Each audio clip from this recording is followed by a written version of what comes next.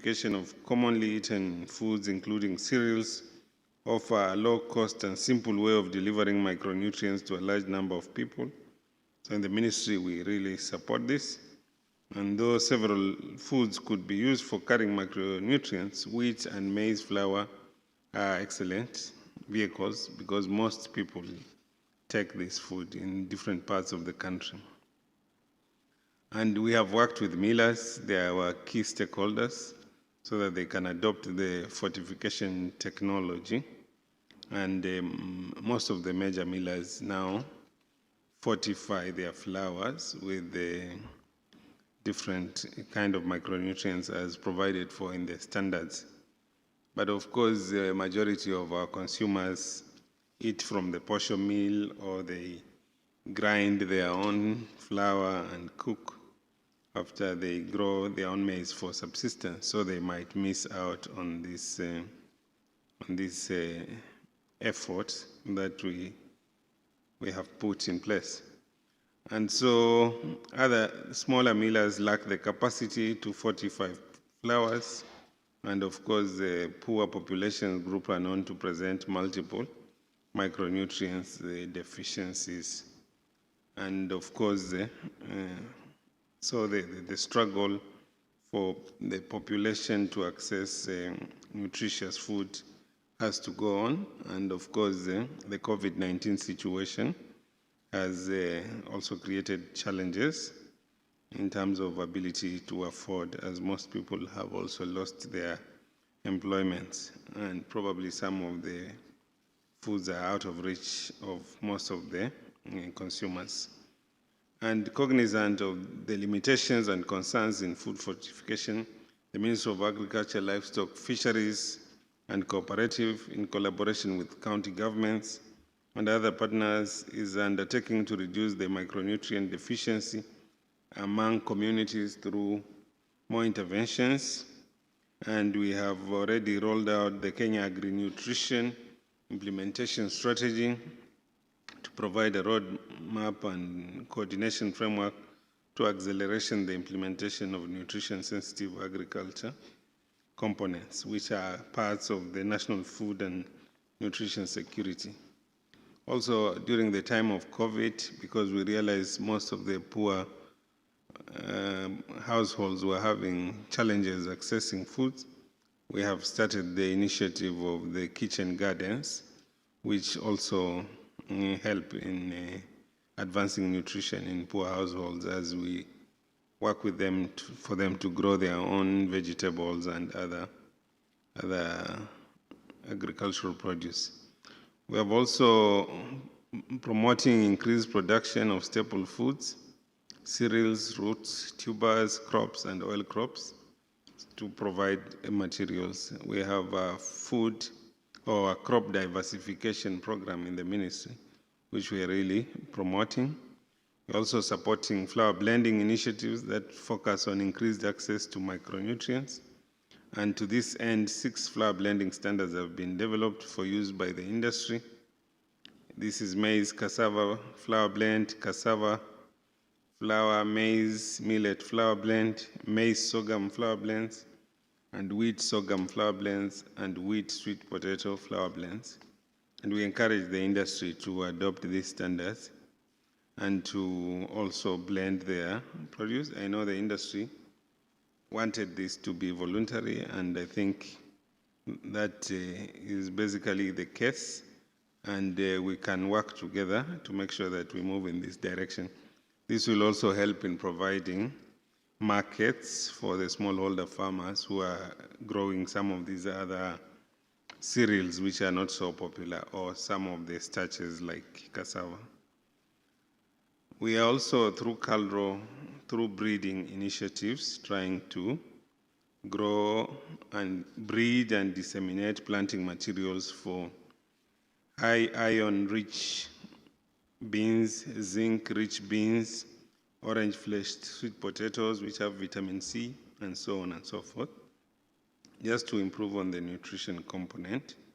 And so we are happy to collaborate with all the stakeholders here in this effort, which is sometimes assumed because the moment somebody has a meal, they assume that they have taken care of the day, while in the real sense, probably they are missing out on some of these very essential elements. In conclusion, I wish to thank the organizers and all the partners represented in this summit. It's my hope that the outcome of the deliberation will accelerate the momentum for food fortification and provide solutions to some of the challenges faced by industry players and consumers in Kenya. Thank you very much.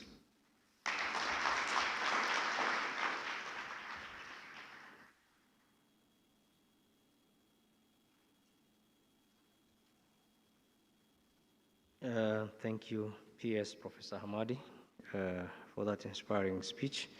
Can you appreciate him, please, better?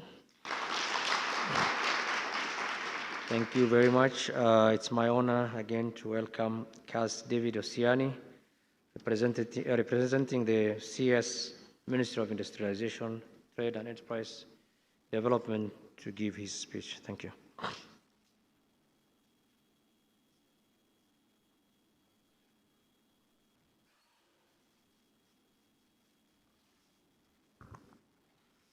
Thank you very much, Dr. Bashir.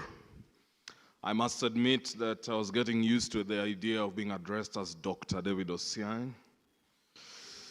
And that's very nice and thoughtful of those who addressed me as such. I love you so much.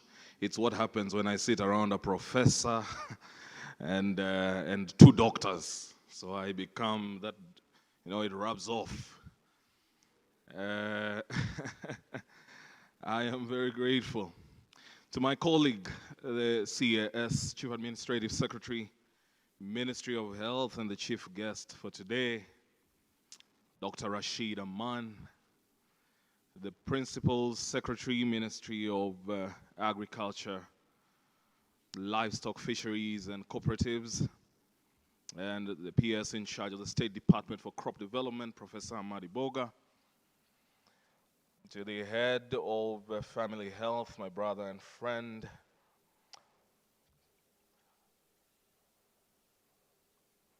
to our partners who are here, UNICEF, Nutrition International, the EU just left, GAIN, TechnoServe, all of them. The good Professor Jay Kwat, you've been lauded publicly for utilizing resources well, and that is very good. And to the head of Primary Health, Daktari, to the very able MC, we don't want to forget you, Sharon. Yeah, I was on that side before I crossed over. To the Fourth Estate. Ladies and gentlemen, receive greetings from the Cabinet Secretary of Industrialization, Trade and Enterprise Development, Madam Betty Maina, who was not able to make it. I will therefore proceed to read her speech. I'm delighted to be here this afternoon, to participate in the 2021 National Food Fortification Summit. I'm also pleased to note that the conference theme, which is creating an enabling environment for food fortification in Kenya, resonates well with the ministry's aim of facilitating an enabling business environment for the manufacturing and trading sectors, which in this context also includes producers of fortifiable staple foods. Ladies and gentlemen, creating an enabling environment for food fortification requires a structured policy framework that includes regulatory components and guidelines, which also incorporate all the key players in food fortification. These players comprise manufacturers of food products, or what is known by industry experts as the fortificant vehicle. The premix suppliers, regulators, including KEBS and public health agencies, the relevant ministries and other stakeholders, as well as consumers. As we strive to create a conducive environment for the manufacturing of safe foods through the promotion of good manufacturing processes, it is also important to ensure that food nutritional compliance is attained. I take cognizance of the important fact that food fortification is a cost-effective strategy for the prevention and management of micronutrient deficiencies in diverse populations, and therefore, manufacturers must ensure compliance with the required standards for fortification. The enforcement of regulations for mandatory fortification of salt, wheat, flour, maize flour, vegetable oil and fats is mandated by the Kenya Bureau of Standards, KEBS, under my ministry, and to the Department of Public Health in the Ministry of Health. In order for these institutions to fulfill their mandates, they must work proactively with all stakeholders to overcome existing operational challenges. Ladies and gentlemen, some of the challenges that we are currently addressing in this regard consist of weak monitoring controls and internal quality control measures, poor quality of premixes, and lastly, inadequate homogenization infrastructure. To address these challenges within the industry, a multi-sectoral food fortification alliance, which is the Kenya National Food Fortification Alliance, was established in 2005 to plan, implement, and monitor fortification initiatives in the country. Under this framework, registration is effected by the Ministry of Health in the Nutrition and Dietetics Unit, while the Kenya Bureau of Standards is mandated to certify premix suppliers and distributors. To augment this, training modules have been developed to build the capacities of industry leaders and production staff on quality assurance and quality control. Further, a social marketing and behavior change communication strategy was developed in 2012 to increase consumer awareness and demand for fortified foods. Last but certainly not least, a monitoring and evaluation framework for the food fortification program was developed for 2012 to 2017. While these efforts have significantly improved the compliance in food fortification, more energies are still needed to keep track and to ensure that we enhance and cement our achievements. Ladies and gentlemen, during the last summit, my ministry committed to ensuring continued support for the food fortification program through various interventions. Allow me to highlight some of the actions we've taken towards this commitment. As regards standardization, we know that food fortification premix, which is a key ingredient in determining the success or failure of the program, emerged as a major concern from the industry. This required standardization to guarantee its safety and quality. Guided by the principle of food safety management system, where the quality and safety of an output is fully dependent on the inputs, through KEBS, we developed and published a premix specification Kenya standard KS 2890 of 2020.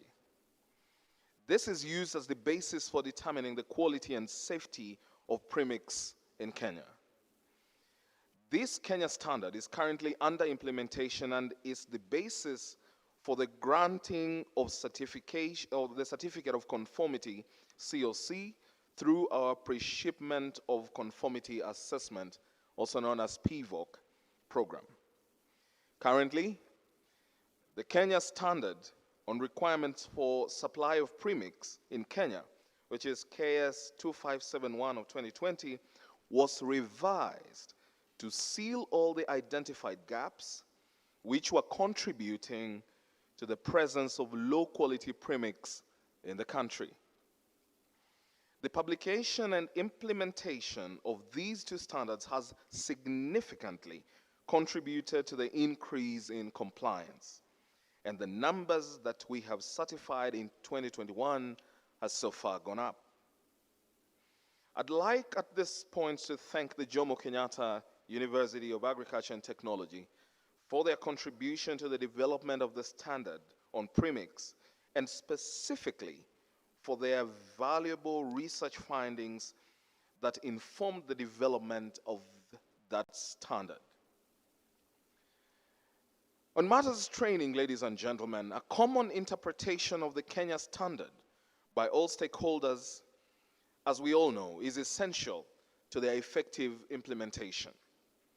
Through the Kenya Bureau of Standards and jointly working with the Ministry of Health, based on the existing Memorandum of Understanding between the two institutions, 260 public health officers have been trained from 10 counties, and 20 public health officers are currently stationed at points of entry. In addition, we have held several trainings targeting industry players, including premix suppliers, on the recently published Kenya standards. This effort, aimed at ensuring a common understanding of the various provisions in the standards, eliminates conflicts, thus contributing to smooth operations by all key stakeholders. Ladies and gentlemen,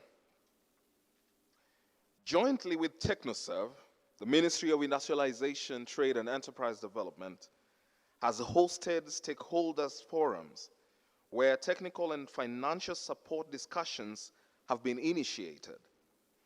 I expect that these discussions will continue with the aim of exploring possible areas of support to both industry and government agencies. In conclusion, ladies and gentlemen, these concerted and collaborative efforts by my ministry and the Ministry of Health have contributed to significant improvements on food fortification in the country. According to records held by the Kenya Bureau of Standards, we have increased the number of certified products, which include maize flour, wheat flour, and oils and fats, from 436 in 2019 to 842 in 2021. All these are products that we can happily proclaim to be properly fortified in line with the relevant Kenya standards on food fortification as required in the legal notice number 157 of July 2015. Let me conclude by saying that as we are gathered here to celebrate our achievements in the last year and to review progress made in resolving identified challenges, I challenge every one of us to commit to this year's theme of creating an enabling environment for food fortification. This call is particularly to our industry so that we continue effectively fortifying their products as required by the law and standards. May I further confirm that my ministry, as well as the Kenya Bureau of Standards, are fully committed to playing our role and to ensure a seamless implementation of the program for the ultimate benefit of our customers and consumers. Thank you for your attention, and I wish you fruitful deliberations, Father. Thank you very much.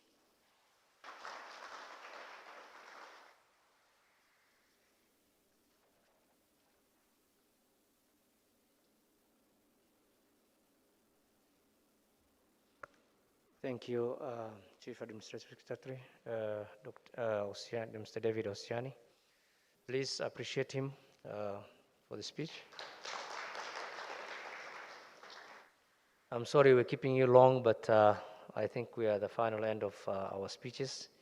It's my honor and pleasure now to welcome our chief guest, Chief Administrative Secretary, Ministry of Health, Dr. Rashid Aman, representing the CS Health, Senator Mutahi Kagwe.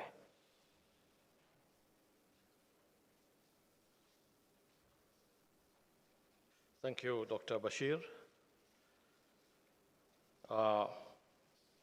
David Osiani, the CAS for Industrialization, Trade and Enterprise Development.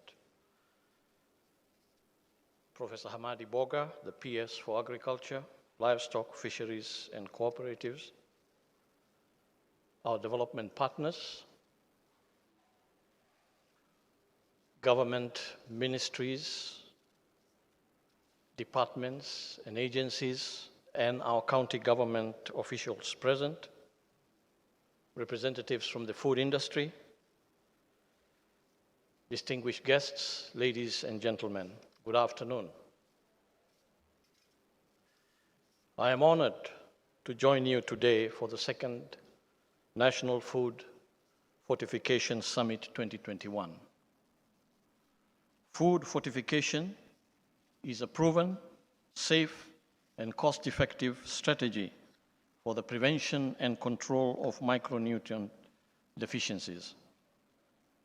Kenya has been a success story in the progression towards food fortification. We started the journey of universal salt iodization by voluntarily iodizing salt in 1972, and this later became mandatory in 1978.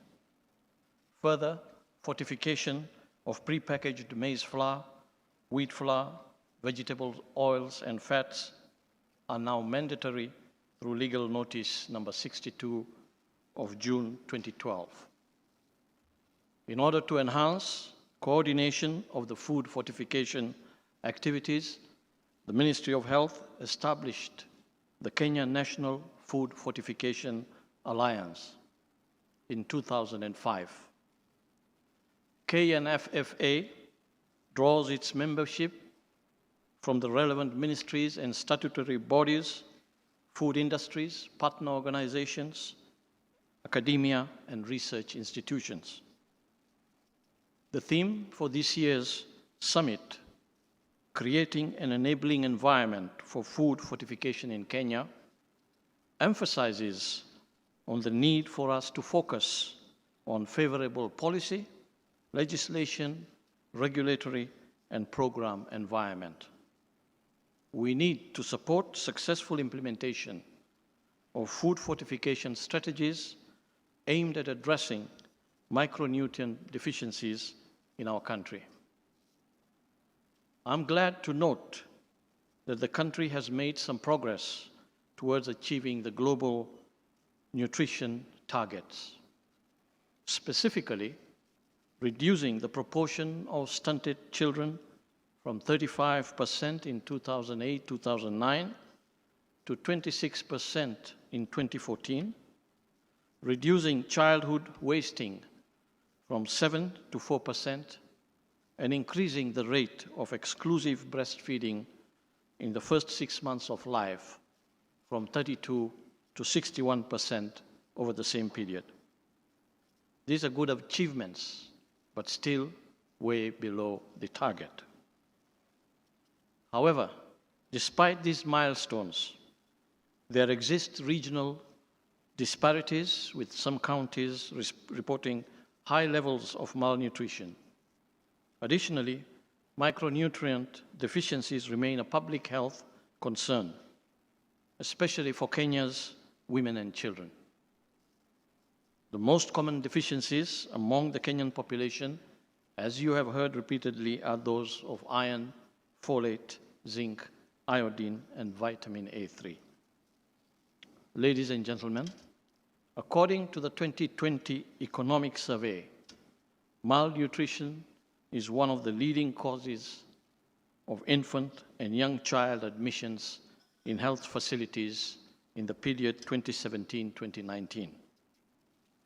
This is a threat to the realization of our Vision 2030, as well as the Big Four agenda, as it contributes to increased health costs and reduced productivity. Going by the findings of the Cost of Hunger study in Kenya, which estimates the social and economic impact of child undernutrition in a given year, Kenya Vision 2030 predicts that if the prevalence of child stunting is reduced from 26% in 2014 to 14.7% in 2030, the economic impact of child undernutrition will decrease by Kenya shillings 33.2 billion annually.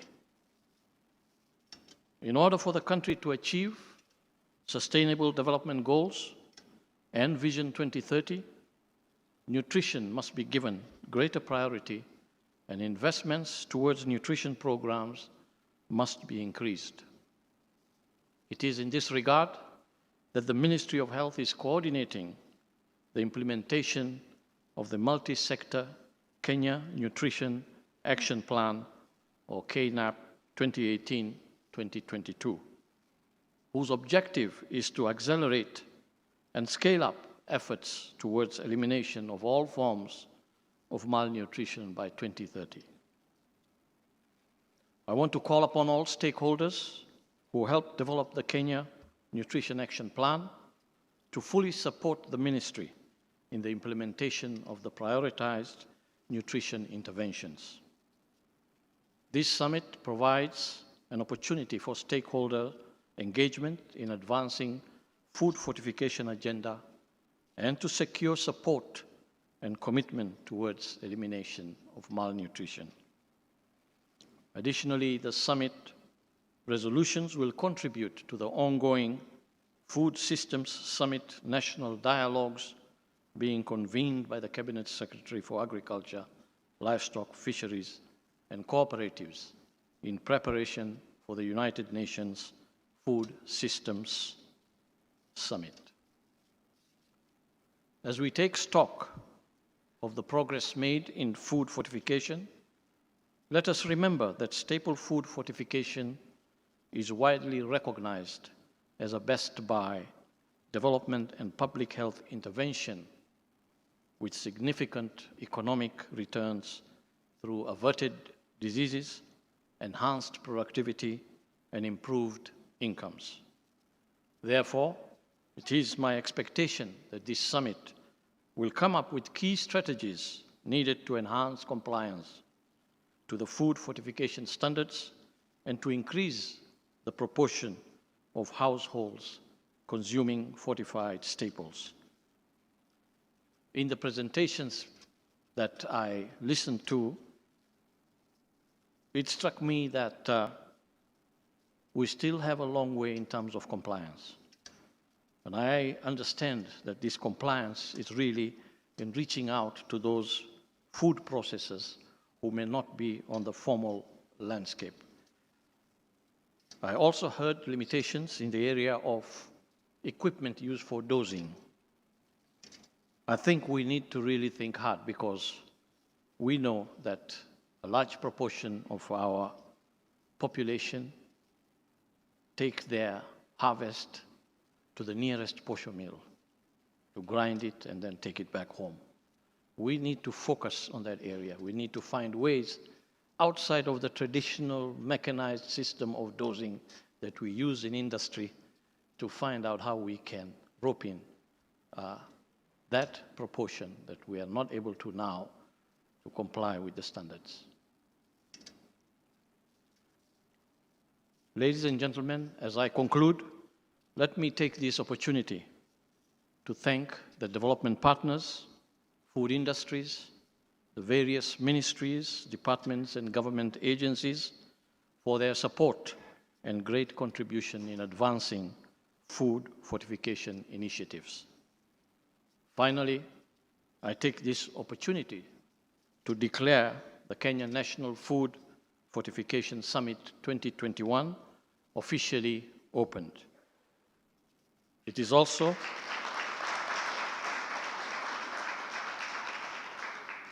since I'm on the podium, I will also say that it is my pleasure to launch the food fortification database and the public health officers training guidelines, which are out here on this table.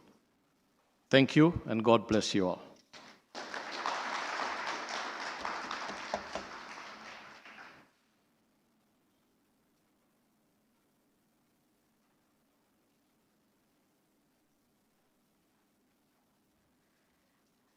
Let's appreciate all our guests for the remarks they've just made.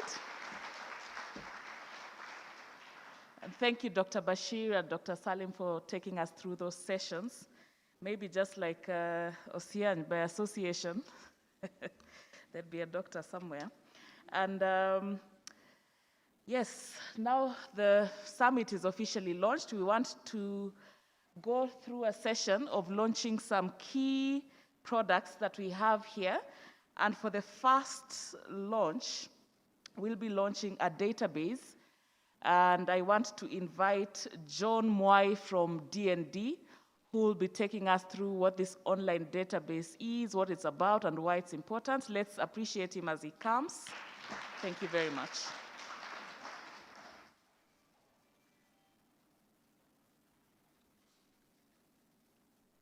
Thank you. The ministry, the first product which I'm going to launch is the food fortification database, and then the national training guideline for food fortification. In addition to the food fortification database, the Ministry of Health Food Fortification Database was developed in 2012 to facilitate the monitoring and reporting of food fortification data in the country. The database was created to collect information on production and fortification of maize, wheat, salt, fat, and oil food vehicles. Additionally, the data on premix procurement and utilization is also captured. Further, surveillance reports from national public health labs, KEBS, and other stakeholders are stored in the database. The information is collected at industry level and fed directly in the database platform hosted by the Ministry of Health. The summary report is accessible on the information repository.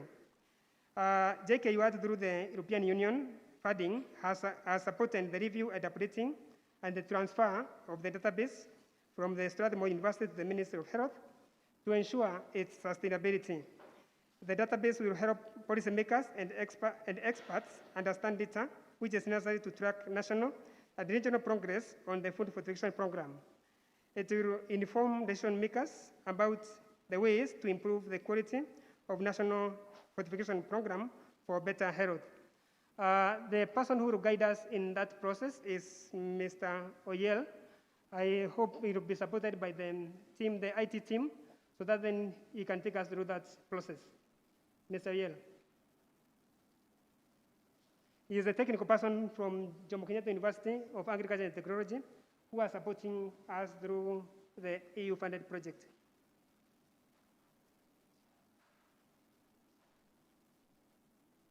I believe the technical team is helping in projecting.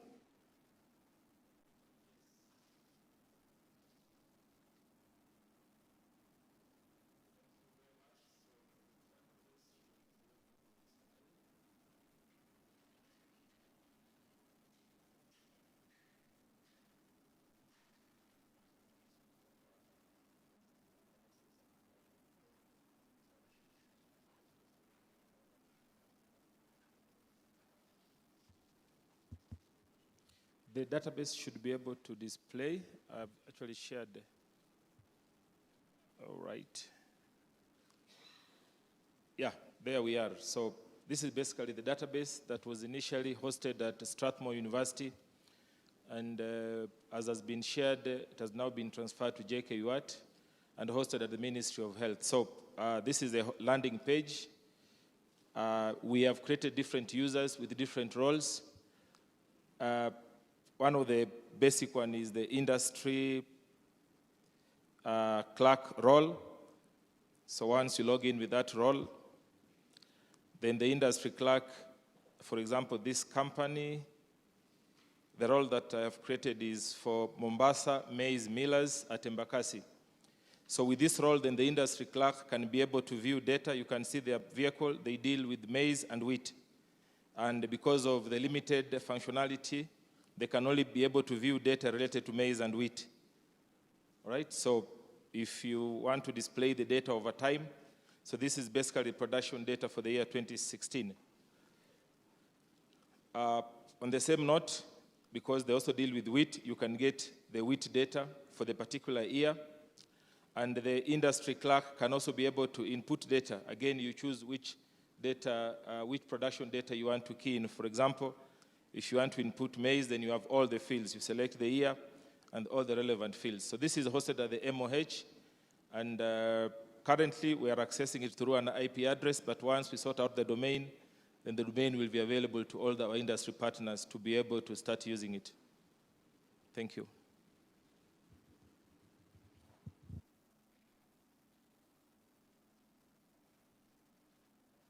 Thank you, Mr. Oyel. Yeah, that is the food fortification database, which has been launched and which will be now facilitating us for the industries to report to us. And then the next session is just the launch of the national training guidelines on the flour fortification, which I hand over to Mumanyi.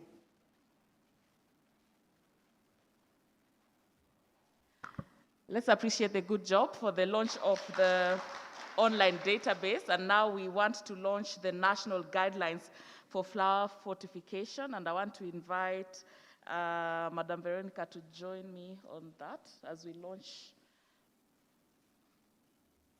the guidelines.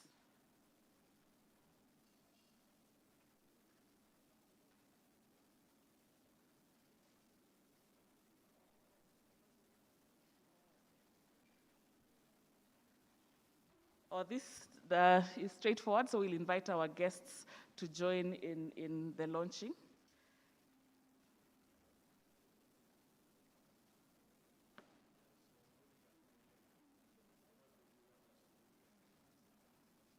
So we'll be by way of cutting the ribbons, we'll be launching the national guidelines for flour fortification.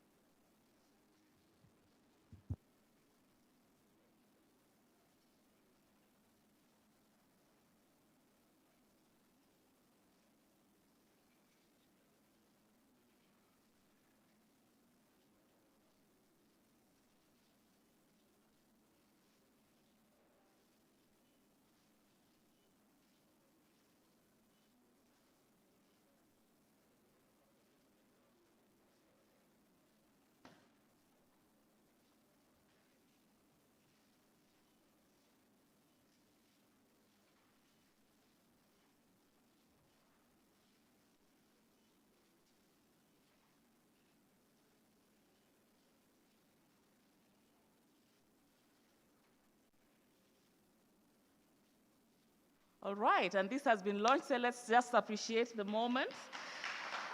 The guidelines for flour fortification.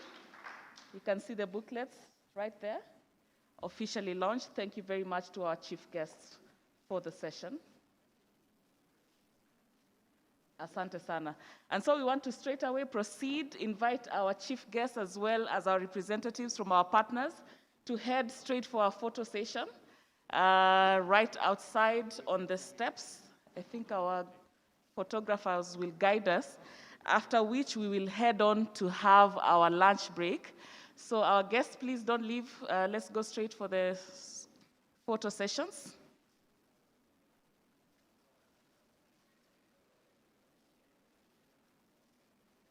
Which will be guided by our photo team. Yeah.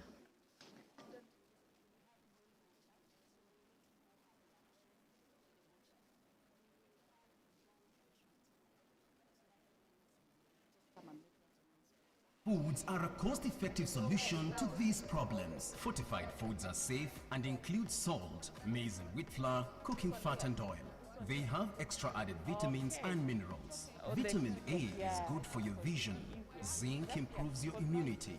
Iron enhances your body blood stores. Keep your family healthy by always looking for the fortification logo on the package of maize and wheat flour, cooking fat and oil, and salt.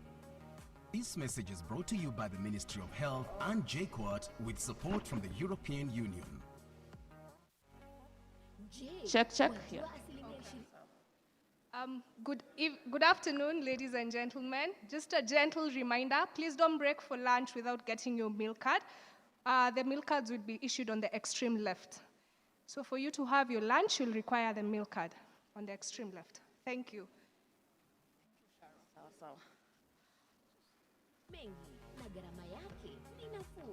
All right, I think we can proceed to get our vouchers and head for lunch, then we can reconvene here at 3 p.m. Thank you. Ujumbe huu umeletwa kwako na Wizara ya Afya, Chuo Kikuu cha JKUAT na Jumuiya ya Umoja wa Ulaya EU.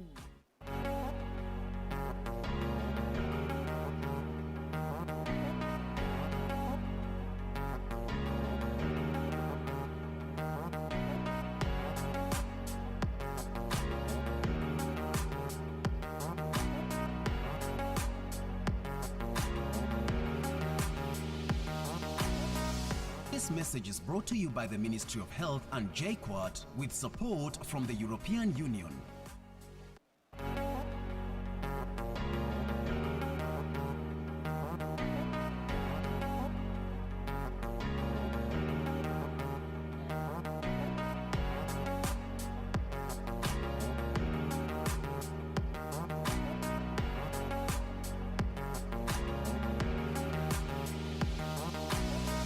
This message is brought to you by the Ministry of Health and JKUAT with support from the European Union.